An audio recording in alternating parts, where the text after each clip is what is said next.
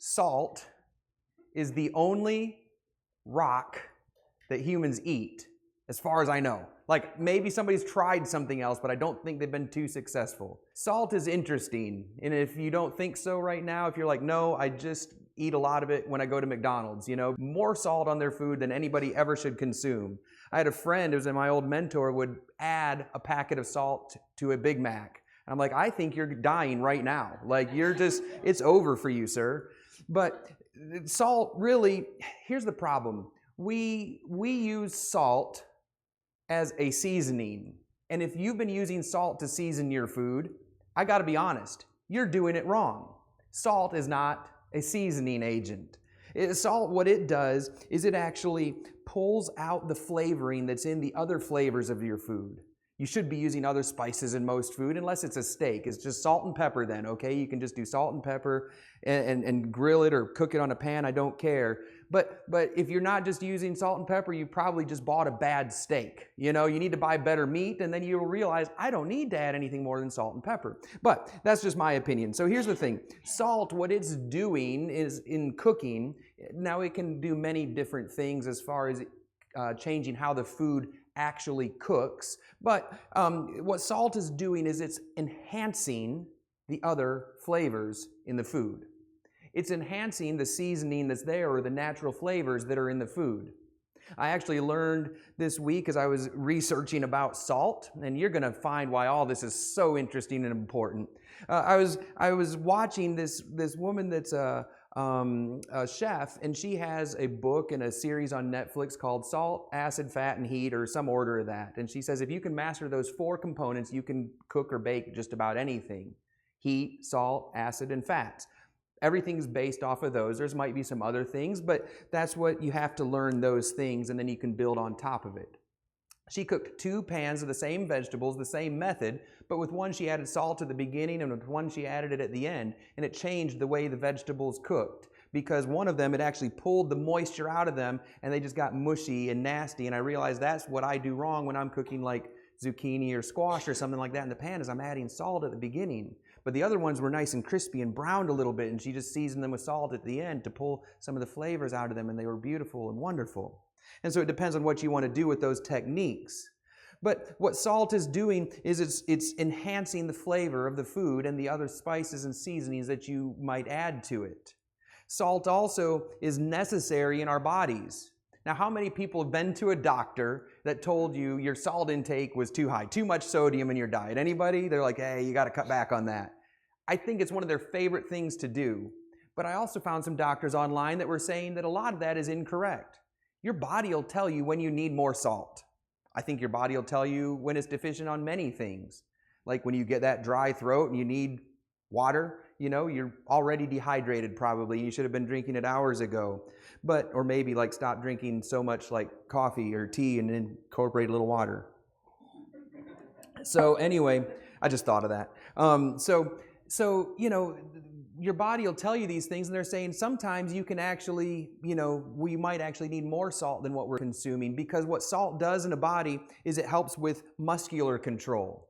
Those of you who have maybe exerted yourself too much outdoors at some point on a hot day and you sweated a lot, you start having muscle cramps and things not working right, and you go to pick something up and you drop it because you just don't have that muscular control. It's that's why we have sports drinks and things that help to not only replenish electrolytes but the salts in our body, because the salt helps maintain the proper fluid balance in our body. Of course, your blood actually has salts in it. You've been to a doctor perhaps and needed fluids, and you get an IV drip that has a solution of salt and water, a sodium drip, because your body needs those fluids.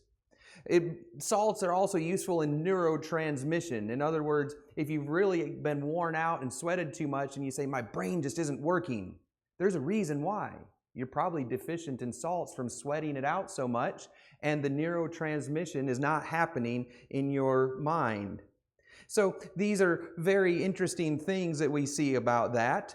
You also know probably that salt draws or attracts moisture.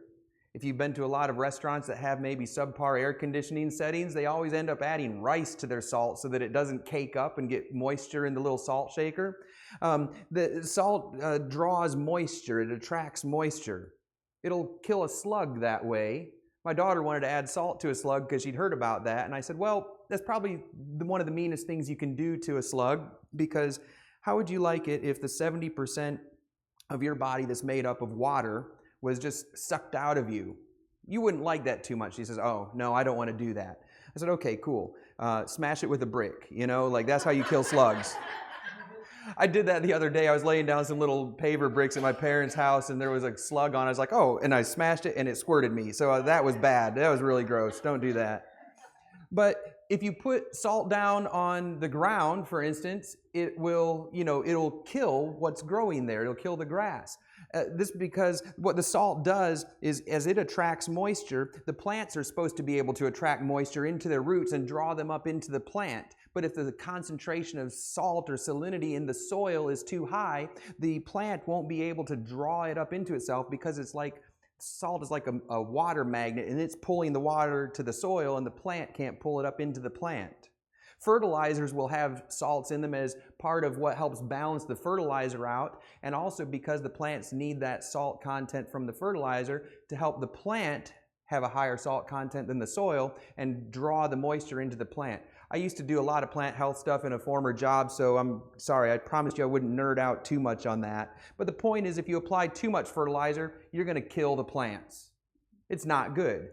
I also found that out the hard way when I tipped over my fertilizer spreader one time, and I tried to clean up 80 pounds of fertilizer, but there was a big dead spot in that customer's yard for a long time, and I'm pretty sure we gave him free lawn care for the rest of the season on that. Modern day, we use salt for a lot of different things, industrial type purposes. You've probably been in a pool at some point that had salt water in it instead of chlorinated water.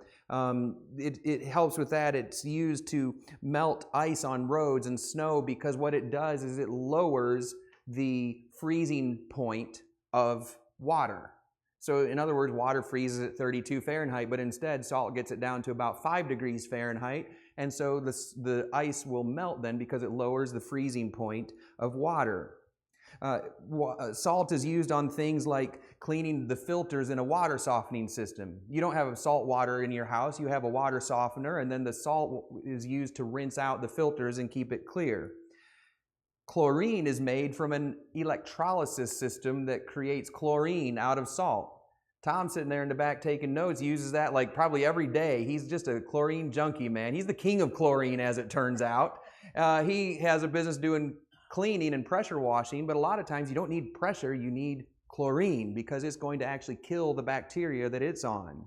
And so all these things are made from salt. They put chlorine in our water pipes to help keep them clean and clear and kill the bacteria that might want to otherwise grow in our pipes.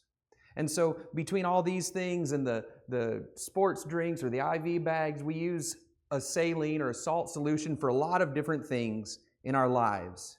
It's not just that little girl with the umbrella on the Morton shaker that we use salt for seasoning our food.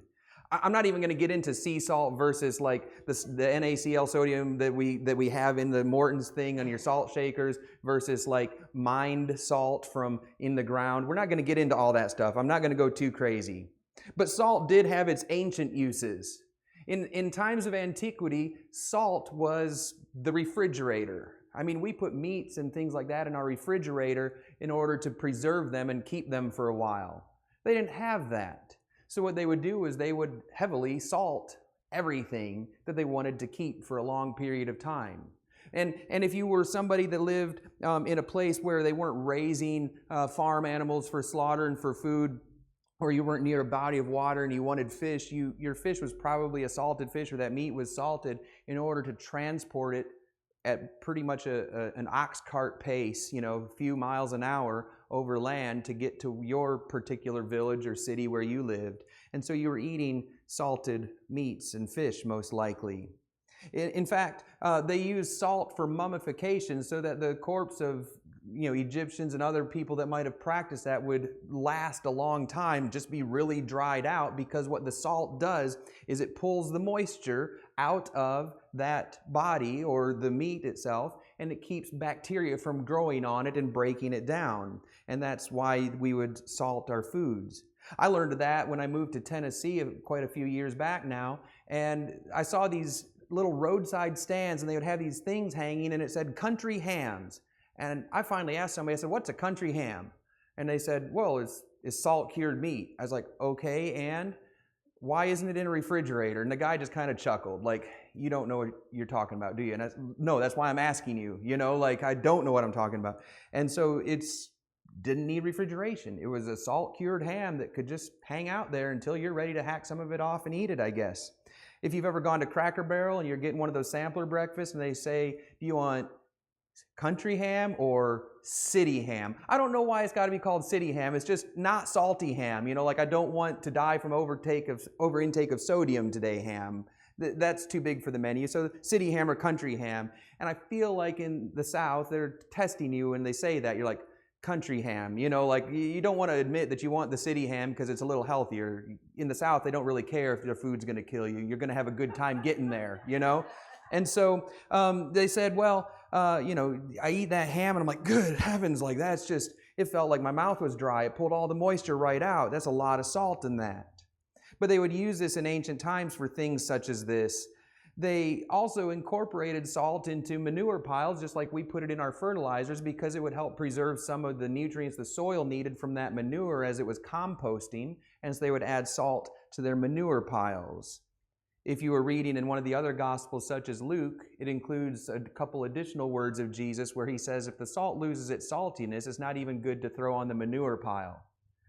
The impact on salt has been quite widespread throughout history. I mean, there are trade routes that have been built, like Venice built a trading empire just based on their salt trade that they had. India fought for British independence because of a tax on salt, and that was actually not just tea that the Americans were a little bit mad about. They were a little upset too about a tax on salt that we had from the British Empire, and so we just told them we had enough.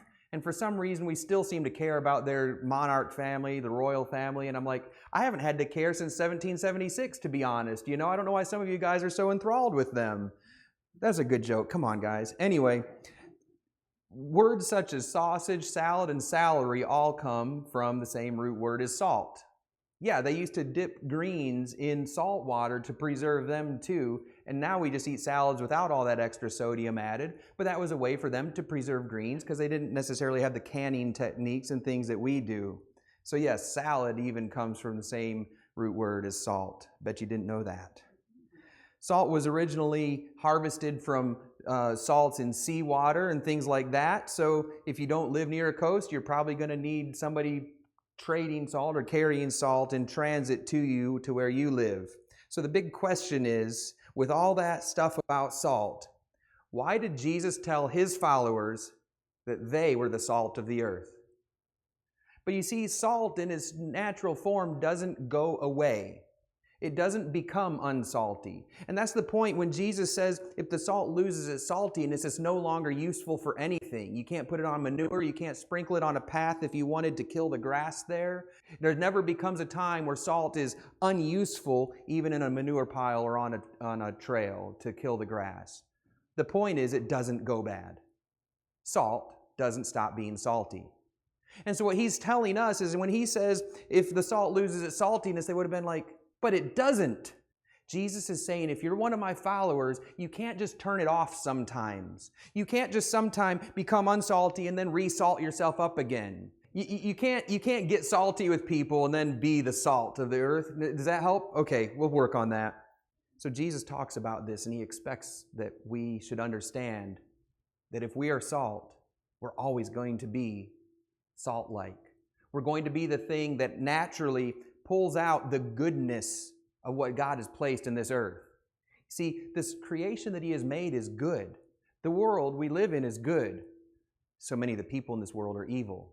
And our job, our purpose, our role as the salt of this earth is to pull out the good things that are here, to show the goodness that God has built into it, and to say, God loves you. Look at everything good about this place. That is the job of salt, is to create the proper balance, to help make sure that things are functioning right in the creation of God.